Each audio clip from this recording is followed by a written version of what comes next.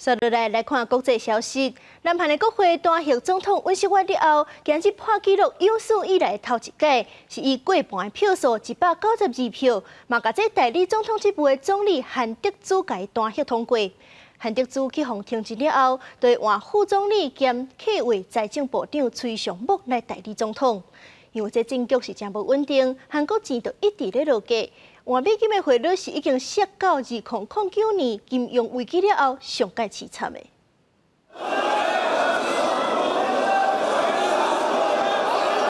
南韩国会27下晡，代理总统韩德洙单协案的表决，受到执政党国民力量的议员全力阻挡。党主席权胜党几下摆拢行去咧主席台，想要和议长吴元世来理论，结果拢互砸落来。执政含在野阵营，台湾的点是单协代理总统的标准应该是偌济票？单协总理的标准是简单多数决，就是全院总席次的1/2。单协总统是需要2/3的多数。第一议长宣布讲，151票是单协通过的标准了后，执政党议员拢总冲过去主席台，大声发出法律的源头无效的口号。上大的在野党共同民主党提出单协案的5大理由，包括好决金建熙毒检法参加紧急戒严相关内乱行为，而且干那伫边仔看无到处理。另外，佫有拒绝任命国会提名的3个宪法法官。 권한대행은 내란대행으로 변신했습니다.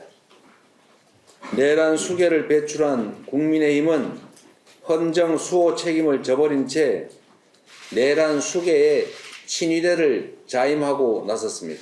在野阵营伫国会掌握192席的多数优势，而且192张票，逐张拢有投入来。这张较早毋捌有的单协代理总统的案，落尾是以192票赞成的结果过关，但是执政党无要承认，呛讲会采取法律行动，质疑表决结果的有效性。